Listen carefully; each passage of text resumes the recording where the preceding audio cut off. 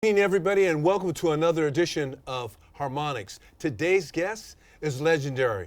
One of my best friends. I mean, we've known each other for over 40 years. Wow. The one and only comedian, Eddie Hazzard. What's up, Eddie? Hey, man, I'm doing pretty good. Just got off the set of Yellow Beans, I Love You. It's my latest Netflix movie. And I got another one coming out in the fall called Sex Crave Martian Zombies. Oh, I like that. So are you going to be a zombie? No, I'm going to be one running away from those sex crave Martian zombies. Just want to let you know. I even dressed up for your show, too.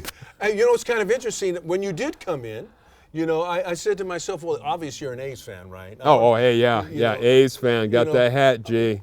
So tell me, what do you think about the A's leaving? It's all about the money, right? Not happy. Not happy at all. Then they go to Vegas following the Raiders, But I've been an A's fan since 1968, 69 when I was a little kid. Good morning. You said 69. Okay. Okay, yeah, 68, 69, 1970. And I've been a fan ever since. And when they said they're going to be possibly leaving, it broke my heart. So this is a black hat in mourning. I love it. It's A's black hat in mourning. Yeah, right there. Get it, Sue Joy? Oh, yeah. Come on. That's really interesting because a boy who was also raised in Oakland, California. It is Oaktown, Come on, Oaktown, Oaktown, man, come on. So anyhow, what's interesting about that is, the Raiders leave. Yeah, I was upset at that. And my mom was really mad.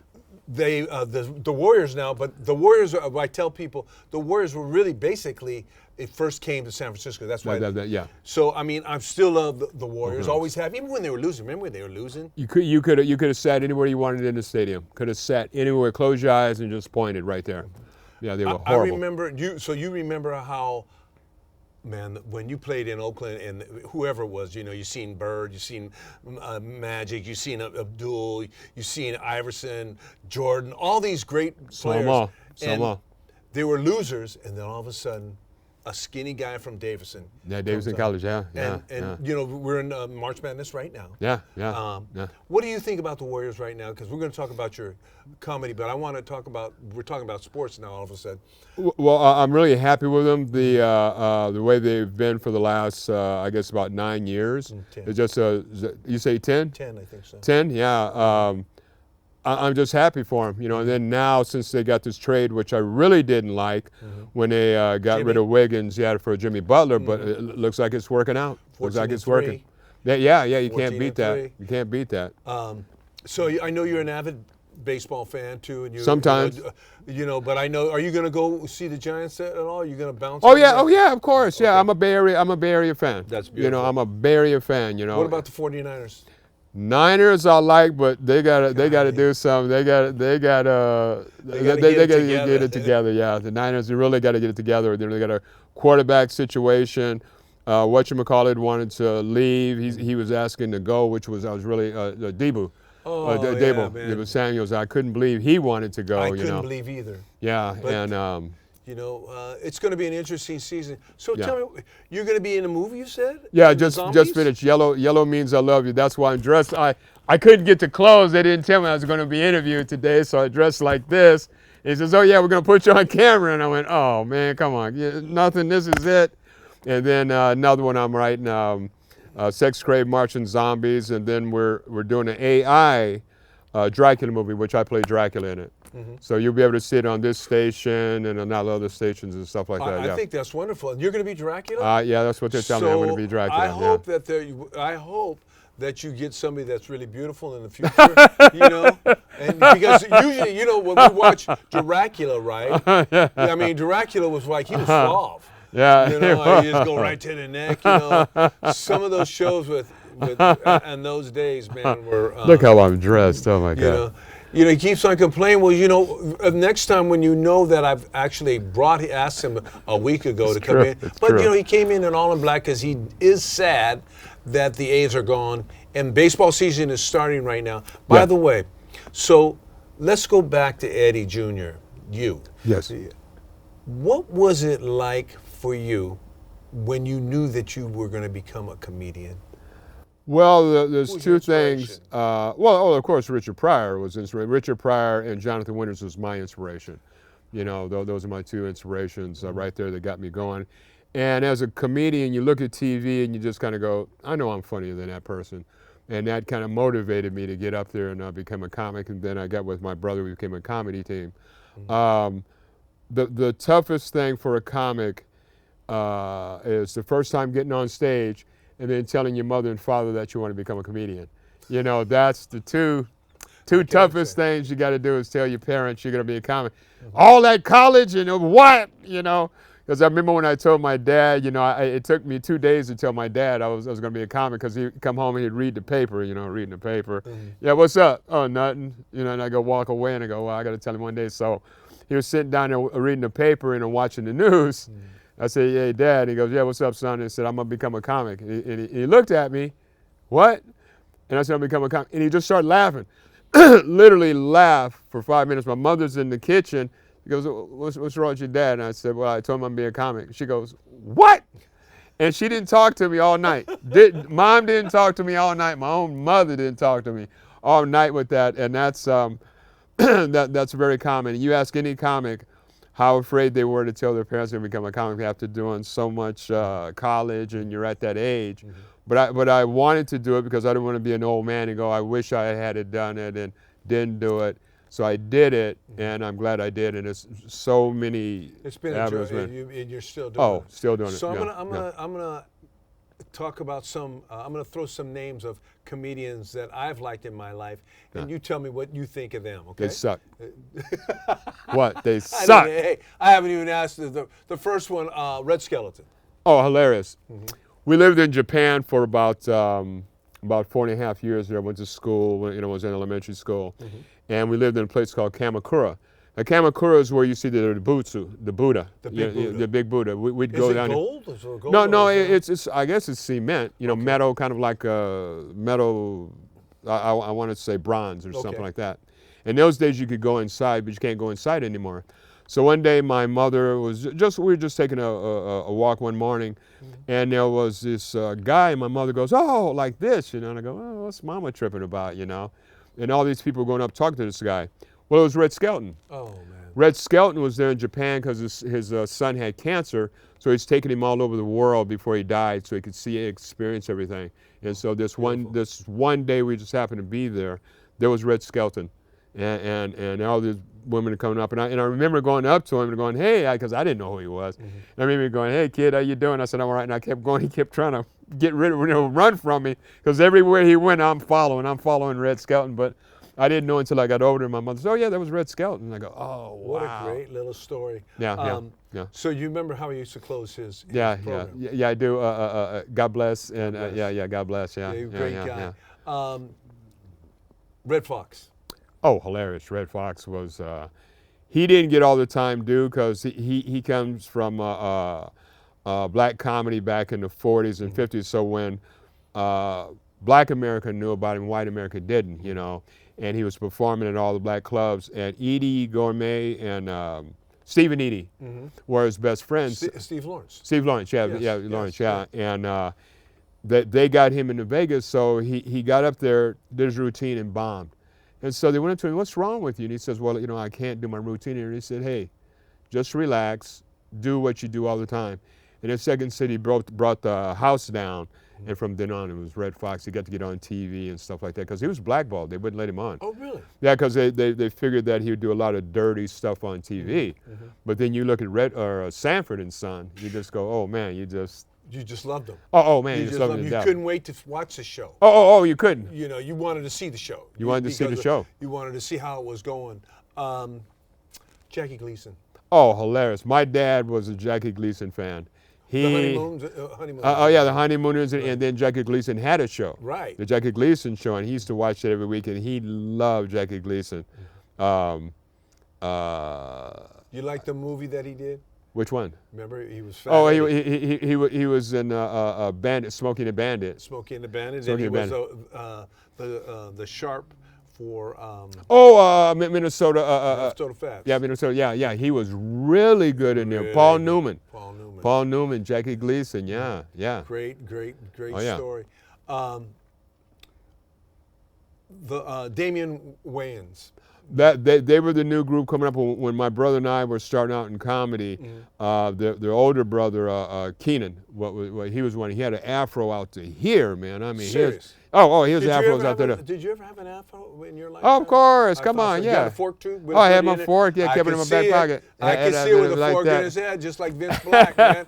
One of the great guitar players in the world. Reggae, rock, blues. That's it. I mean, you did then. Oh yeah, everybody had a fro then. My brother, we're hairless now, but back then, everybody had a fro. Everybody had a fro. Yeah. It was really a statement. It was a thing to say, hey, we are beautiful. Yeah, because that's very true. And a lot of people were upset at the fro. That they just couldn't, couldn't take it. Yeah, that was society. Sad, huh? It is, but hair has always been through history a statement for people. You know, when the Beatles came out, with the long hair, the Beatles haircut, and then they would interview guys from the South. But I'll see a Beatle haircut. I'm gonna cut it off myself if I see that. Go, dude. Hair does that to you. Yeah. Haircut, but it's always been a statement. Hair through all levels since the 30s, all through time. Like hair is Samson in the Bible. You know what I mean? And he got his due. Yeah. Oh yeah. Lots of strength. Yeah. But so then you actually did some. Okay, let's go to some of your contemporaries. Michael Booker. Michael Booker is a booking agent. Books comedy now. He's known. He doesn't perform as much as he used to because when we first met Michael was at Tommy T's back in the day. Wow. And he was doing something with children. I don't know if it was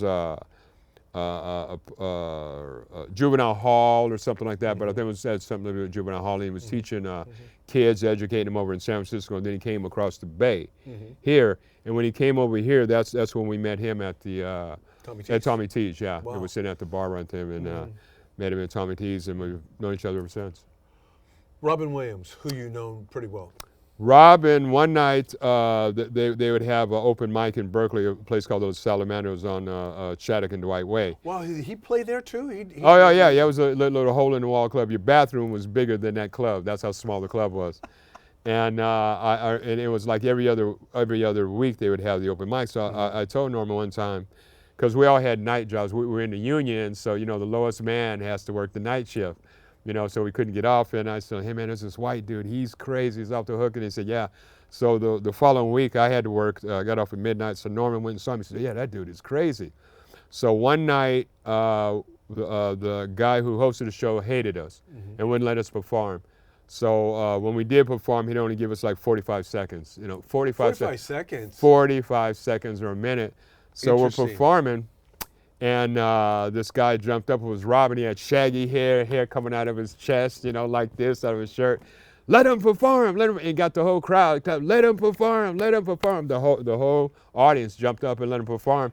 And me and Norman looked at each other on stage, and I told Norman, I said, it's going to be a white riot out here, like that. Cause so then, yeah, I thought it was on. Cause I'm looking for the exit, and so because of him, he let us perform. And so after the show, we went in and congratulated him. We talked for 2 hours after the show, and that's how we became known each other and stuff like that. We took him. He'd never been to Oakland.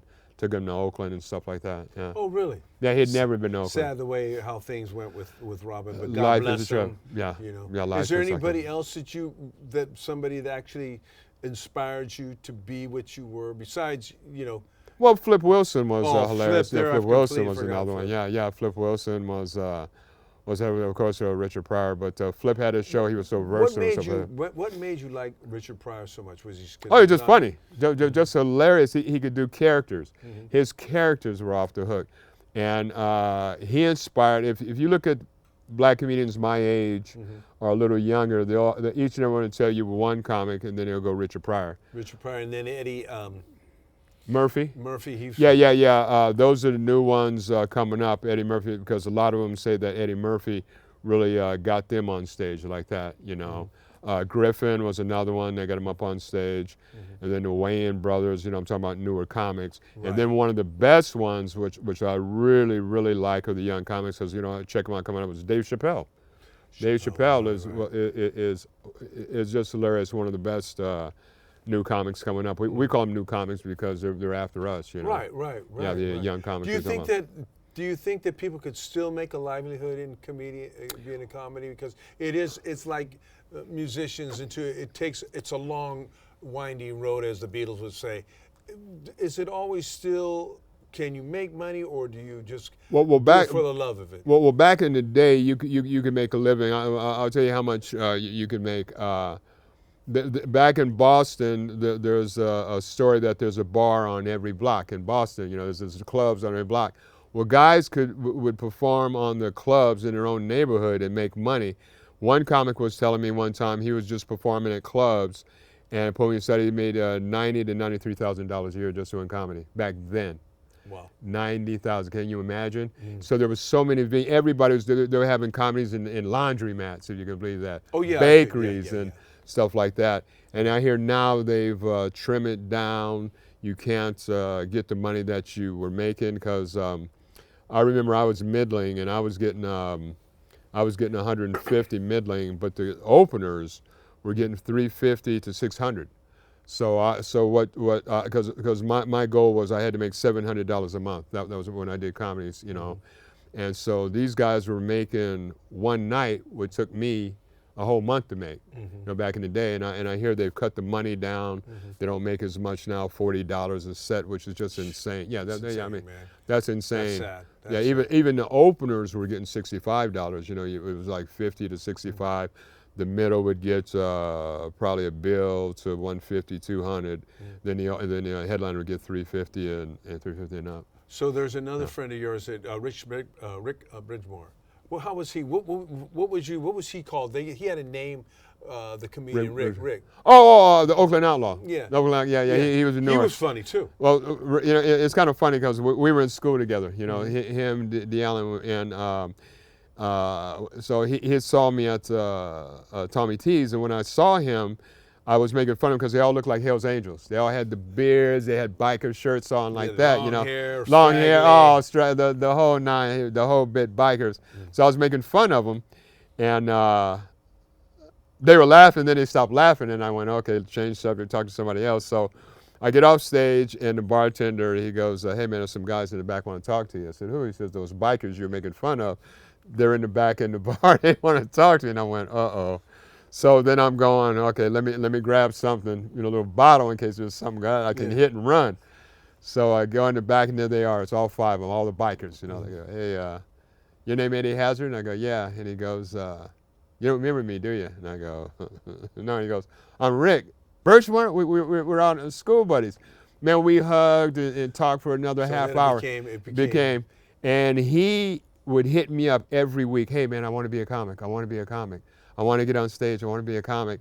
And I said, just get up there and do it. You know, you're funny. And then after about a year, he got up there, and then he traveled. Yeah, he opened for all the things. He has gone. He has gone some good ways. Yeah, I haven't seen Ricky in a long time, but that's old school. So, in your life, you've done a lot of things. You're doing some movies, and then now you're getting ready to do some an AI thing as director. Yeah.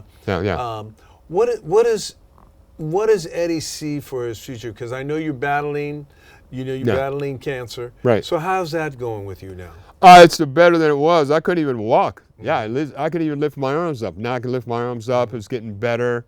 I'm walking again. So then I'm getting myself involved in a lot of stuff. So I have a Eddie Hazzard comedy show coming up at Straw Hat Pizza. That's going to be probably a once or twice a month event over in Hayward, California, Industrial. And also be sponsored by a wine, sponsored by the Wine Shopper, and also by Straw Hat Pizza. So there'll be comics, like back in the old school. You have 3 or 4 comics, and you have guests coming on, guest sets and stuff like that. So I'm doing that, then getting into movies, which I've always liked doing, and just little, 15, 20-minute little movie vignettes like that, and to get into like little shorts. Little shorts, and then get into like a little series. And that's eventually what we want to get this Dracula show into, like a mini series. Come here and shut up. You have been already in some certain movies that you've done. Yeah. Which was really cool. Yeah. You have a great producer in Sujoy Sakar. Oh yeah, with him. Who is the lady that was their director? Which one? The blonde, the lady that used to work with us back in the day. Connie, yes. Connie's gone big time. She's producing movies now. Yeah, she's actually. Yeah, she's producing. Yeah, Connie Secret. She's producing movies. Really smart, very articulate, knows the business, obviously. I think, well, her and I'm going to give a shout out around now to our producer, Sujoy Sakar. Hey, Sujoy.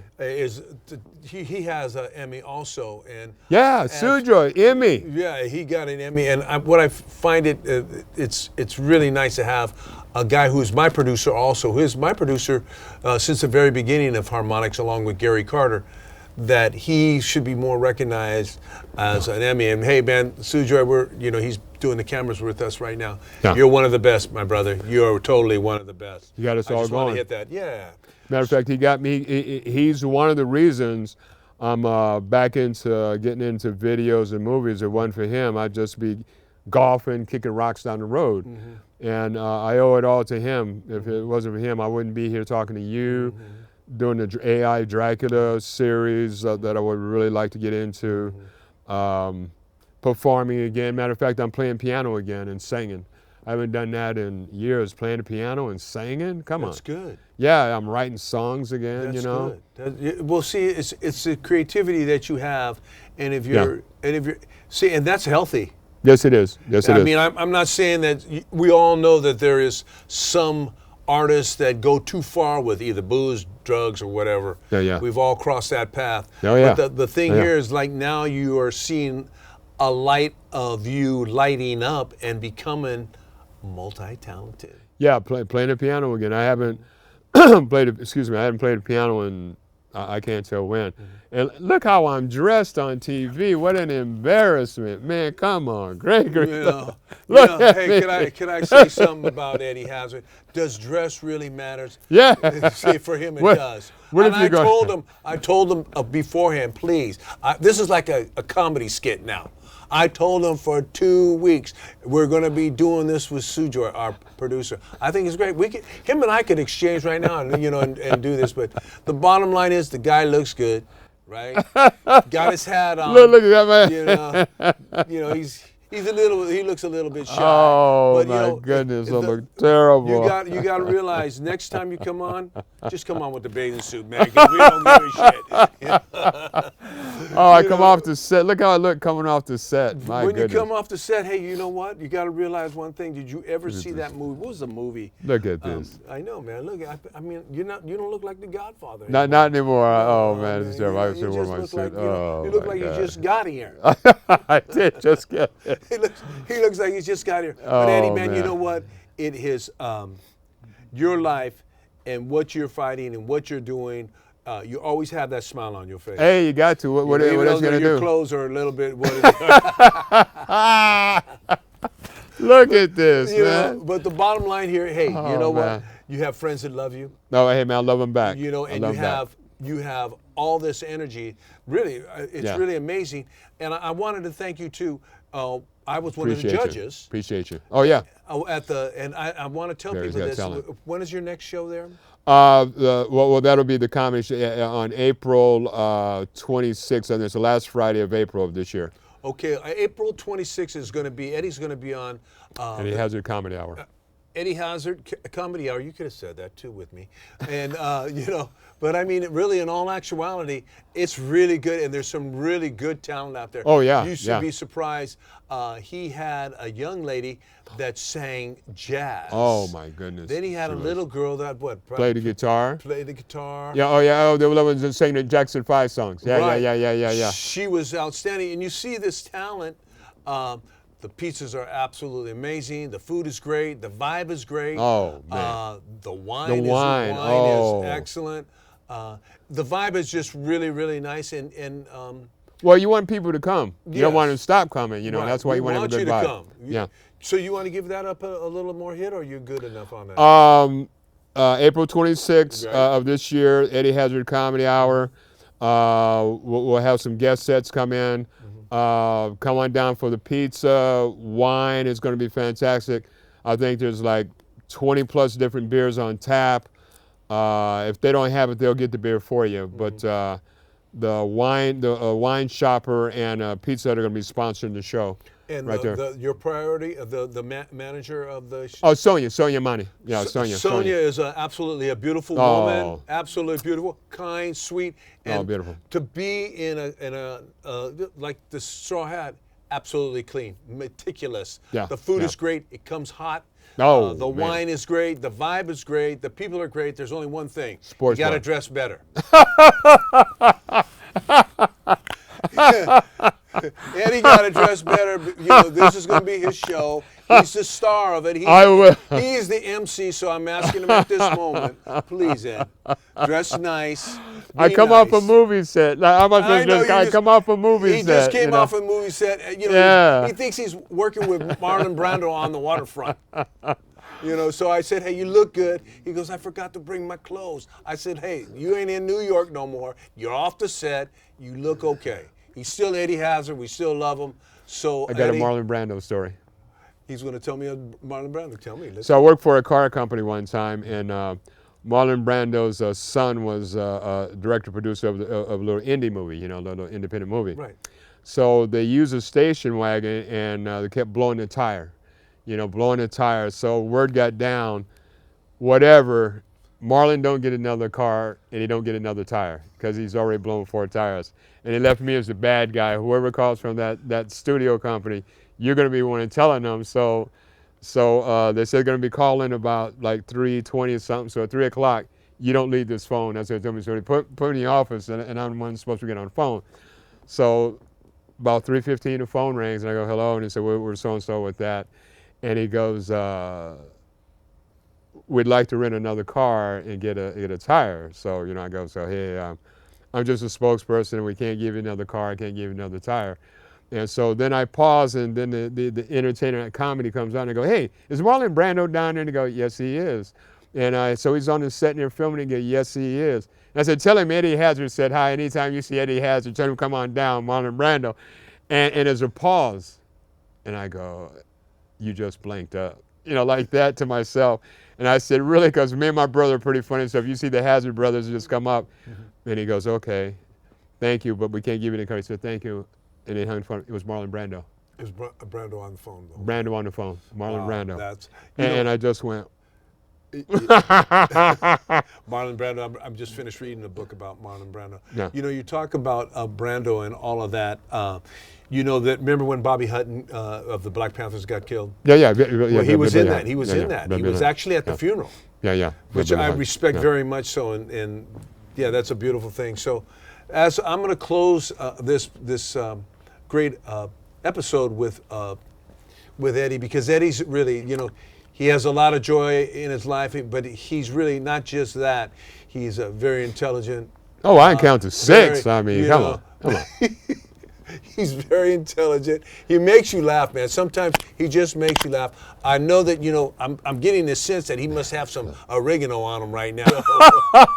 It's time for us to say That's goodnight. An inside joke. So, Eddie, it has been a pleasure to have you. Always, man. Always, it's great just having laughs with you. Oh, man, yeah. We go way back too. And so many stories we can't tell on TV. Can't tell these stories. Entertainment. It's X-rated. To the death. To the graveyard. So, Eddie, thank you for coming, man. Oh, man, thank you, brother. I hope your shows and all the little projects that you're going into are, still well. Yeah, I think the Dracula one looks pretty good. I got to see the script. They're working on that. Terrence, who works here, and Sue Joy, our producer here, they say it looks pretty good. And just make sure that you get somebody like Barbara Steele. Barbara Steele is probably the most beautiful horror. Second on someone's neck, huh? Yeah. Just if you're going to be Dracula, I got to see this. I hope you don't have I hope you ain't going to be wearing a prosthesis. afro. Could you imagine him wearing an afro as Dracula? Look at that.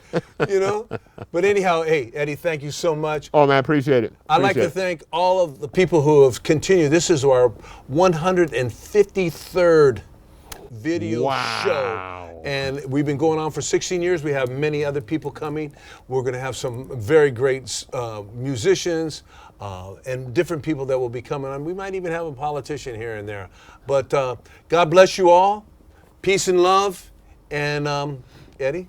we'll be seeing you soon. I hope so, brother. Peace, I'll be man. seeing you. Peace. Thank Appreciate you. Peace. Love you. Love you guys. Thank you. Yeah, and I'll dress better next time you see me.